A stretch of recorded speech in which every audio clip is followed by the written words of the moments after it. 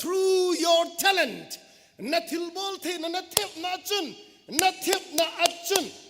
na bol the na achun, Pathen Hou'in. Na thep na achun, na bol the na achun, Pathen Hou'in. Ti tu JINGKAH tu pi sei di wei. Hi che tu pi kanong tima hong kila na ni kho hi, iti ni kho ham JINGKAH khade Friday ham Thursday ni JINGKAH ham. Sei zelin. Ka ko win. Tu sunga sound system atha hong kilam do chung chang tho hi. Sound system microphone ho chuteng le live stream adinga ipp hong kilam do chuteng le to equalizer zong mai ta chuteng le to hi tunia ilasa ho itu se ho hi studio quality he che studio quality a mogin mai ma hilo studio quality agi ngai ta ne hi chu ho chu media team teni to ipi cho pham teo an gelo ain cho hi a hile ipi chu acho ham ipi chu acho lo ham ipi chu alui chu ipi ham ale na khel da alui chu ya omam atha cham ti ho chu khol chin la kan yo e khol chin la kan e joven a hile imazo se chu ahi e his ahi hit akiche hoi tan thil chu omen ki pam le zeng nei hi chi kala chun sejelin ko ma ken kana se chu Pathen in talent na pe hin sound mixer ball na dinga ahilo wa hile hitabanga chu sound controller hi nang hi Pathen in talent na pe hin lasa ang talent na pe hin music ang talent na pe hin phatecha naman cha hiti achu apa pha dung ji ya panala aditi kan se na ya chun Pathen na talent na pe na talent na Pathen na hu ding hi worship God through your talent kan ti hiti achun kalung thima hiti elaborate ka bola ngai kami te ko ma ke adinga jong kakitil ho ben dinga mi adinga jong ti a che worship God through your talent sejelin katil kho na chu kalung thima che JINGKAH teng le tu JINGKAH hi che kaleng pi le konun ti pa hai seida ka kana ki go hin dikeno khat rong chun tb athi mi sei te ten khat ve 80 hin he che sanga chu he che pa pakai Pathen na it's a now italen wa ko na Pathen holding ti pai tu JINGKAH hi he che mi khat to kana ki ho na wa ko na chu kalung tha Pathen in e ki ho pi ti ilawin he che sei do diu hi ye chun ai le worship God worship ho iti teng le worship iti teng le ilung thima wa ipi gelwam ilung thima wa ipi ko nam. When we talk about worship, what comes to our mind? Worship, iti ting le ilung timawa ipi hung kilangam ti ahile, no doubt. Kinil na behila chu ipi samtale lasa. Tao naman, lifting up hands and worship the Lord. Khut za Pathen hova, chuteng le Hou'in kaya, dil su hiti hohi ilung timawa worship. In akilangin nahi, which is exactly true. Hitsu di che nahi. Nevertheless, aiwangatsu worship is more than that. Worship is more than singing. Worship is more than lifting up hands to the Lord. Worship is more than prayer. Worship is more than kneeling down unto the Lord. Worship kiti hi hiti atsu lasa ahilo ahile worship kiti hi tao naman hichochu di jong le hiti atsu kichai ahipo hiti sanga chu len zo hi ti chu len jep thu jep a hope len zo alen che he ti chu isei no mo bin hai Hou'in se a worship tao naman se a worship hiti pahi ahipo Aile worship to ipitam, how to ipitam. Worship is the offering of our entire being to the Lord. Ipumpiwa, itaso ipumpiwa pakaya kipichu ahi.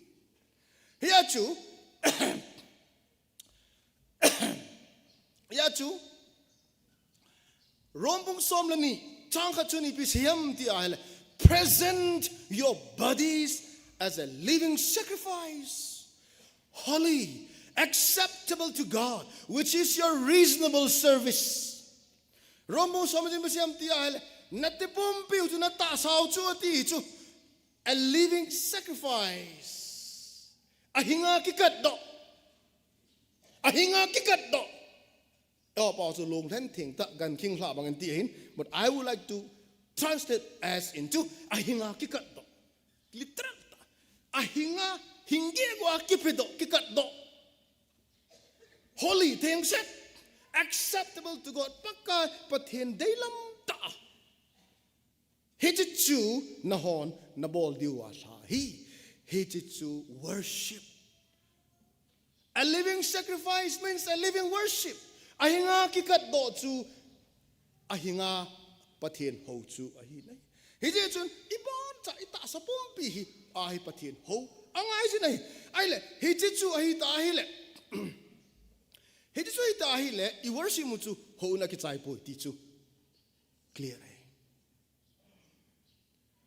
ipathen ho na ikichai sau di lo ai ipathen ho it deals with what I saw deal away. If you know it, lies are what I deal away. Worship is through your whole being, your body, in every act of your daily life. Nitina, nanato na worship. Here too, all in say la diwe. Hita mga chu, hita worship chung chang to prepare to jana sermon prepare kain bola chun. I am being more humbled and more dedicated. Ima kahilaw dan. Ima kahilaw dan. Chuteng pakaya. Kipi be nom na. Ahilaw ale. Tanop na chu. Kahinay be. Kana say zita. Silchara. Northeast India Baptist Bible College. Silchara. 1990 ya. Kana chijun.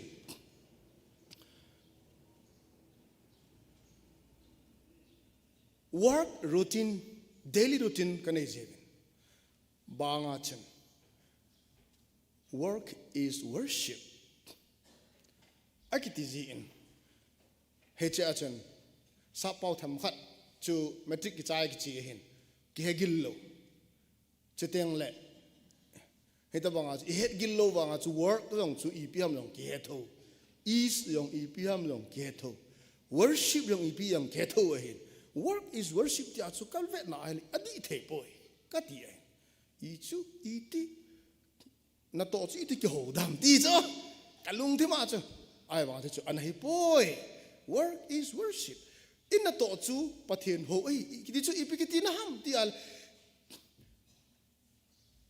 itaw se pathen ho ai pon in na to a long chu e man cha na pathen yo na chu proof ite hey toilet cleaners toilet ki bol na chu toilet clean ki bol na chu work is worship nana to a chu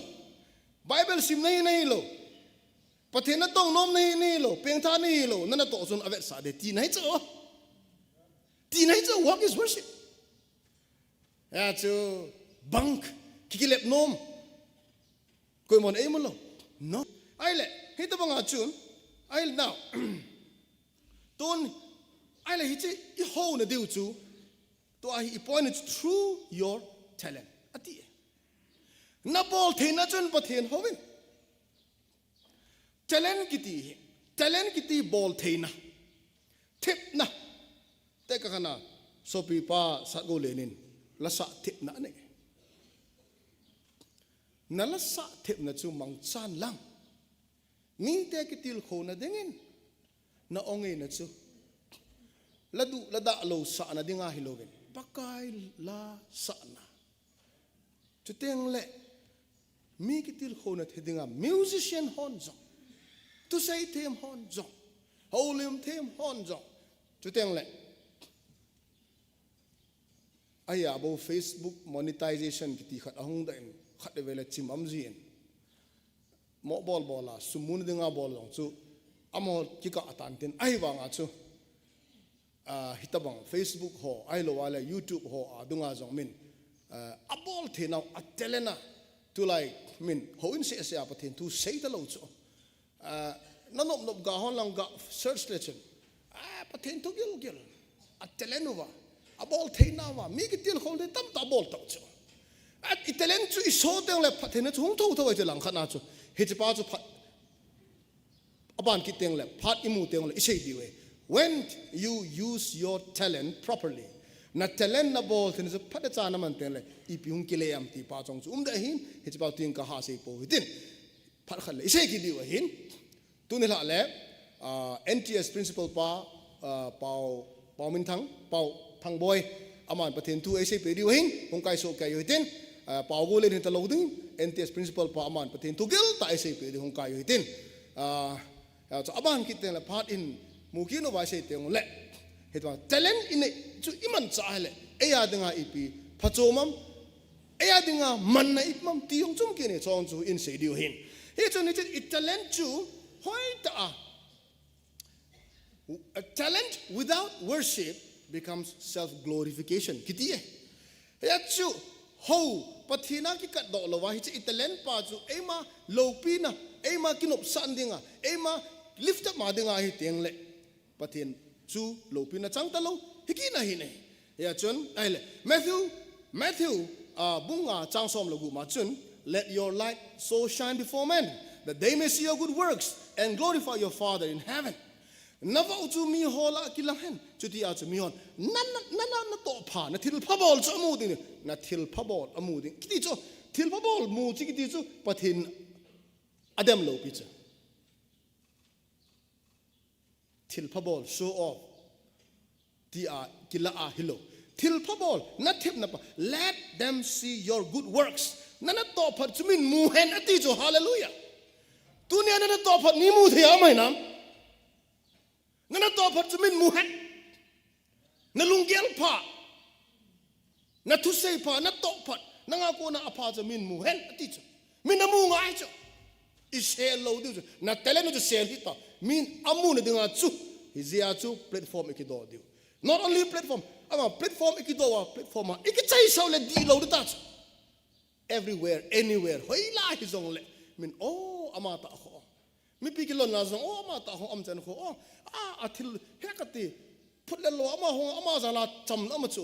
phut lama ho ama zala hitong uma chu ati theina dinga hekati ama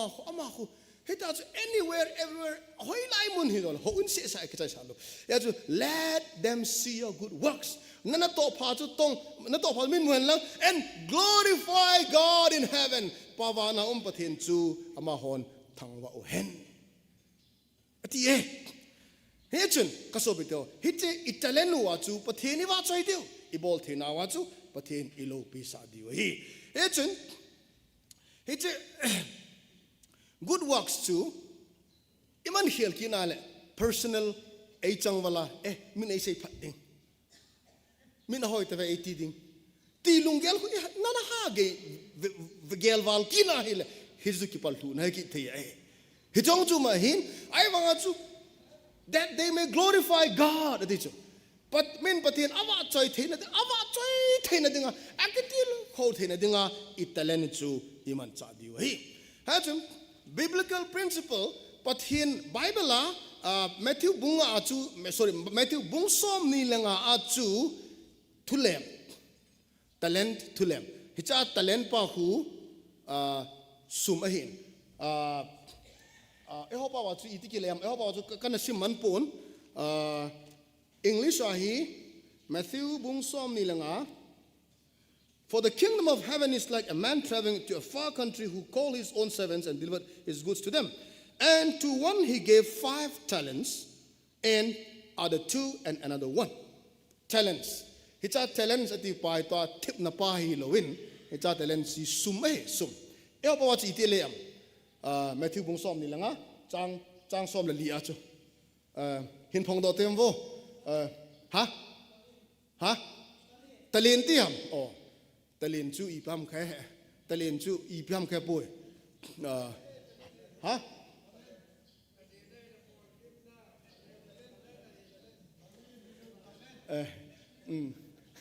ale talent ale do ta chu na talent chi bi yo kha cha nei ve ta Thadou pau lo bi chu English pa it like that talent ati hi ipam sumna summan tam thilman tam chu thilman tam thillo bi chu he chu Tua isay pau talent pa bol thina pa hilovin sum man tam thil man tam chu. He chu it's a parables abol na hi pakai sim parables na hi mi khat hin talent hiche sum hi mi khat chu nga pe chu eo tula ding sanga tiu te sanga pe khat chu sang ni pe khat chu sang khat pe chu ai le tun hiche sanga ka pe hi nga ka pe hi nangman hiche hi anavei kanin lang khong teng le adawala kamu de hi chu talent ni zong hiche ni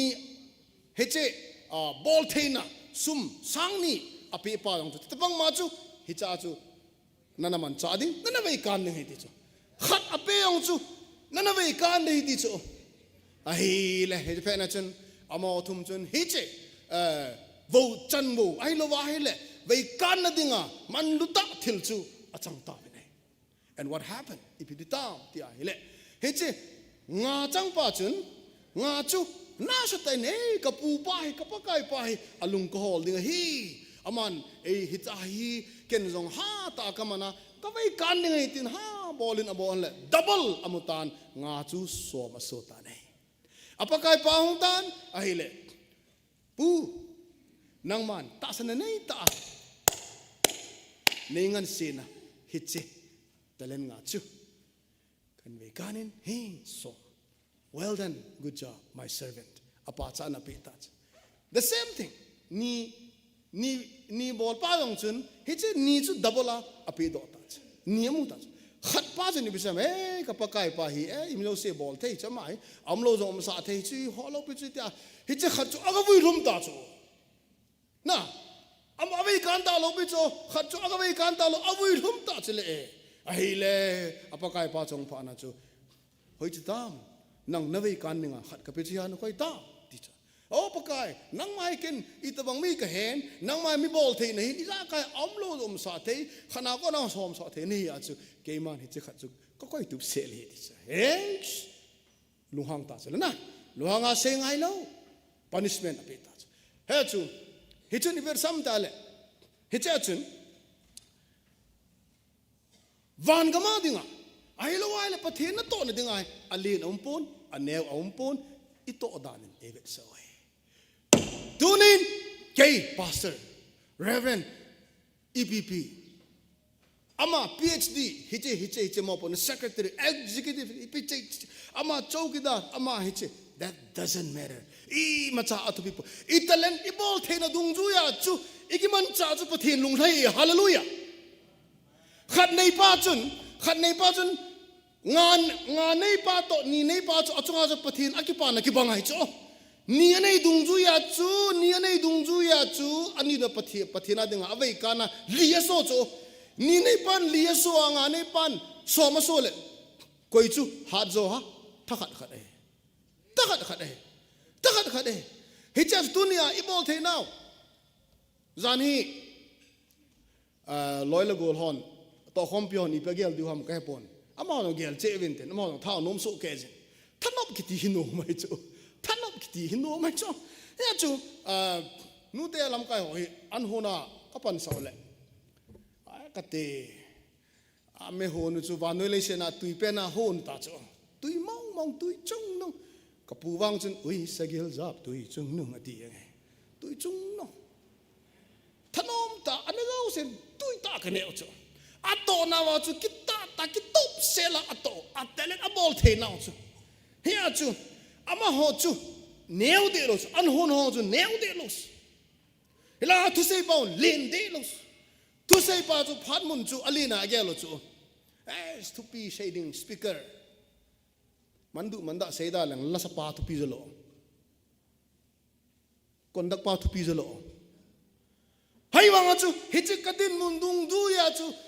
a hichi dung ya chu a telen dung ya chu e jang se dung ya chu double ka so ngai chu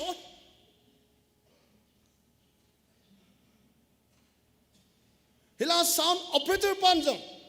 a jang se dung ya chu a thep na chu man cha double so ngai chu dunia yang sakit che them mo the thu jang ka te hi be abang le dung atin ni bina bol yo ve sui tang Thailand lang hoi lang ai kichiam mo na talent chumang chatang music tumpan yang itu kolong bolong na ti ong iti aki ki to lo na tum hi ong am nan chu pachon na thilum dan juga ase ji he ong na nei kha la ki khelen lang ai wa na hi lo ka het ja ka se cha itin na tum hi ong ale lalam kai pa ong chun la lam kai ya anang no ki lo chi pin na bol hi ong ole nalim tu na ki so hi ong lalam kai no no ki lo chi ipi na bol hi ong a dan chu na ai wa hi ong hi mai thei chu a kon dak pu ong tu ni ho kon dak ki ti chu worship leader hi chu worship leader hi chu hi chen nangan sina chu tu jing ka an pat dan chu hoi chu na an pat da hi ta chu ho worship leader chun bol ngai chu secretary pun long tu pong ding mai ni na tia na nga ta na sim la thei lo chu la na bol zo si chu mi ki tel kho na hi ngai chu la he a chu he ta banga chu ali num lo ane lo guitar tum pau len chom de lo neu chom de lo iu italen wa chu bol thena wa chu e king an sina wa chu pan chu phat ta cha ila chi the body of Christ Christa ta sa Houbung chu khang to ding ma chal ding nang la ke zong ga ichan di hi nei ichan position does not matter, the ability does not matter, the level of your ability does not matter, but what matters is how you invest that ability, how you apply that gift. Position to people. Bol thena ale aneu ompoi ai wangin na bol dan chu hon la chapun long tu lai hu to hi mi hung tu no hung thing pan ta vet ai chu hon la chapu long aki kovin ai le as ki thien lo cho lai ai hom ho ai mi anen hung lu so ke ya ati cho ai tong gang chalin bol la chai plastic cho a aman no bol mi no bol la tom ta cho lai ka ti sung hoi window khale a chu anen ho chu mo lut de lo cho ai ma chu lut tho de ho anen chu lut na mo nei poi pik chana ma lut tho e ya chu ai wa nga chu amon atte akingan se nau chowkidar mai tin hilo de amo to le na le til chu hoi da mon te yung lut le theng se na hom te le nom sula I give to attend akingan na le na hi chu italen no pathin ho tau te ka ti so tu ni italen no ni bol theina wa hin pathin lam na yu te ka ti chu lo khoi pa zong ai lo wa hi le ai pa ham lo khoi pa am da lo ya chang mu di ong ai ya chang da lo ya bu ne di ong hey ma zo se yo hi bon cha i pan zo se le na hi ti chu ai nei I bol the now chunga chun kita ten pong dem now ai le worship happens when talent becomes service hey ta mga chu talent kiti ema just perform ki bol na mai mahiloba til bol na chu teng le phat thei kon do naung te chu worship ta chu ahong ta na hi Colosia bungthum chang som ni le thuma chun whatever you do na bol zo se do it heartily lung lu tain thanom tain as to the Lord and not to man mihima ding lon pakaya dingin bolen aki sei pai nei ti hive kat sia gonun kihilta the secret of my success kalol na thugu na sei pe wen kate kabol zo se thanom ta kabols lung lu ta kabols ball of Hamon ball heaven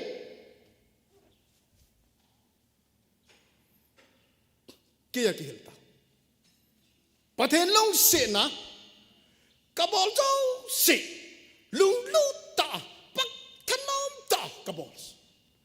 thanom tain bol leo chun na lord hin deus na lord hin now chu mi hon ga mu deus hallelujah amen pastor pangdinga kalung thima ngom lo god jong ka ki god lo koi god mala pastor a pangta ti het pana kai nei pi anakam ai wanga min engan singal kati a chuta nei de la katia assistant pastor am la kapan dei ke school ball kahi kati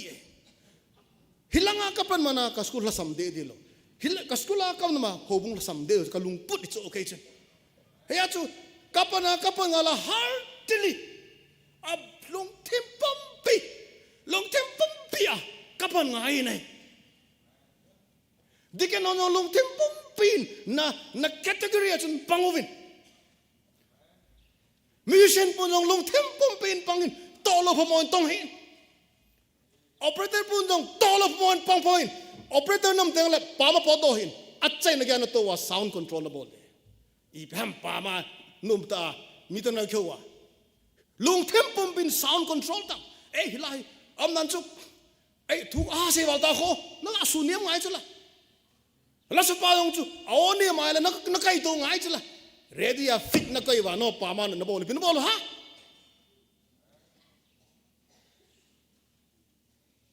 that is not right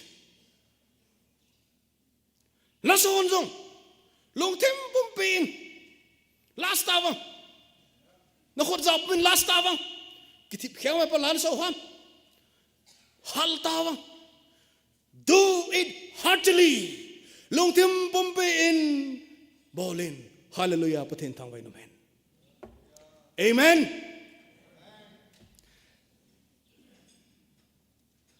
kepe de civil organization khat vai cha kapang khapoi aphat dung juya ka thai su le tarik linia me tarik linia hey nang sumna chin de 80 wa ko tu dong peng lo lai core committee ki ti ai le sum ching dinga e pan so le fund raise ka hin bola koi fund raise bor mala ke sum ka ki po do ki na ka bol nga chu ha bola ka bol chu wa ko tung ki form ki na ko tu a chu spokesperson in pan sa ki no ba nasata kaki keichu kaki pan ngal hile mitam ten reverend ahin hi cholang ahlai 80 cho phailanga long kagari attackable hine kabas attackable hine meilon attackable hine lung timpum pia kaki pe do ai kabol zo sit aile gari koi man apudo ngam tapoi ache ngam tapoi phaya तारीख सगी नहीं आचन माय का समय नहीं कई बास नी कपदो मस पेनिन लेंतोला किंग ताई कति सीधे ओंग ले थिमस पेना कति गो दे कई ता गारी का तोला फाला कचे की दे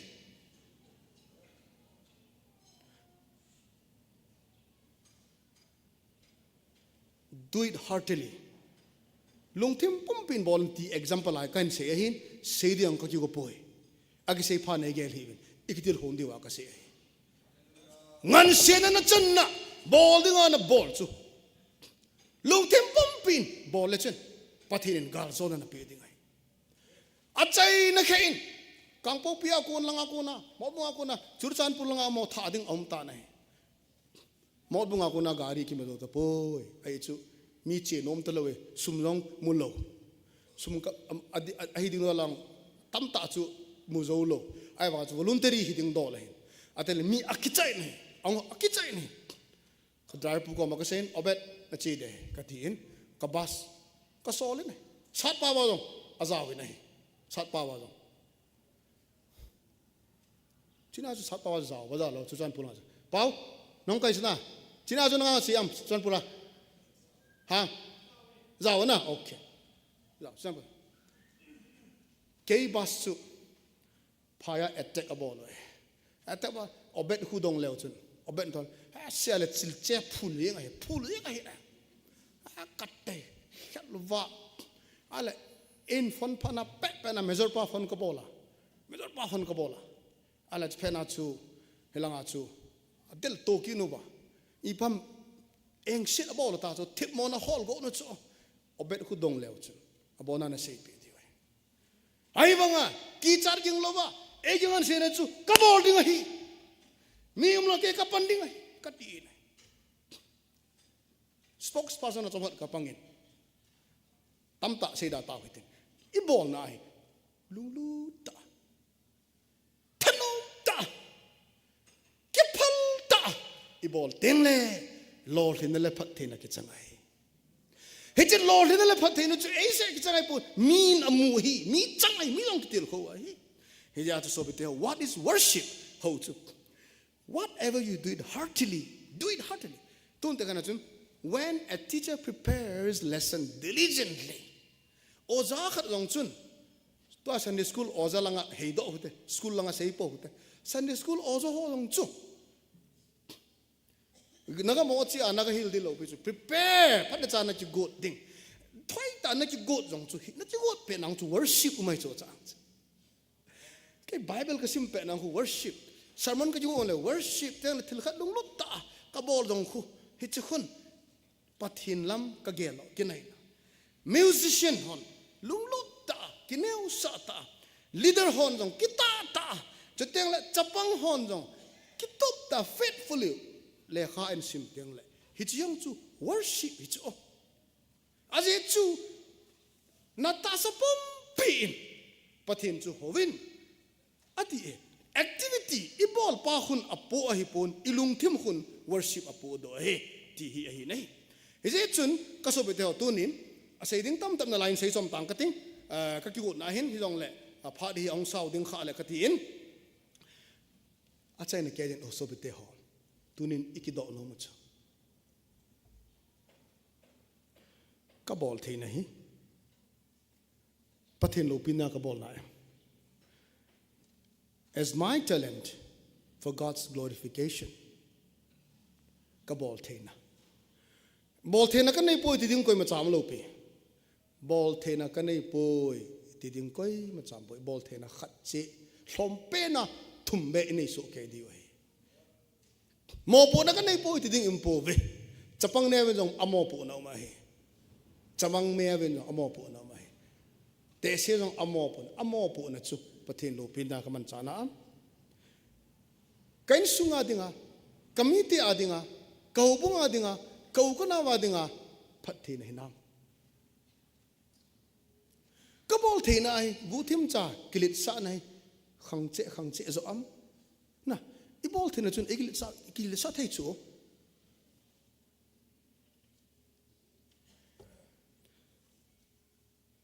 hiche ka gift mo pu na Pathen puma ka to do hinam ti pai tu ni a hi kidom ite worship God through your talent ulan out te ho nikhat le Pathen anga idin di we I change na bol the ya min het nahi a min ne ki pa pia ti e do lo di we I pe do de ham kathil kangan se na chu na bol hena e do di bo ne mi ki pa am min na pa cha nam ati de pur kangan se na chu na bol hena talent hiche mi thum hop ho chu ong ke na chu hoi cham na thil bol ado ta chu khat pan avui mang ta chu na vui mang kha a hi le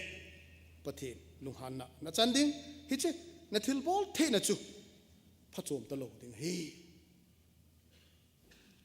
pakai tu na JINGKAH mo pu na tu JINGKAH bol the na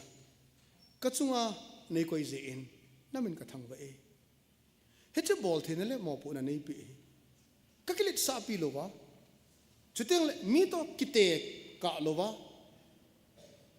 hlasam lo wa ka che the na dingin nei Mangchan heche ka bol the na he nang ma lo pi na ding le nang ma ho na ding lam pi in ka man the na dingin nei Mangchan ti ai tu JINGKAH itaw devin ekite mo nai e ke ima bon ki lo ama thi ma chula tin sei po hite e ama ni ma cha bon hello tin jong sei po hite e ka bol the nahi ai pakai neu cha a ka yel ba ngai Pathen e man no ma he tin la hite Pathen en atu theng nga ko na kam changa isei do na ho adi hi jong le mehem hi ma dinga ngai hil kha le ki gel the mo tin ki ngai da mo tin ai ban adi ahi a ingai hiel kha long le kitil kho na thei om ai le pan law hitin pathenin pathena denga masot na le kitil kho nan nei taute amen.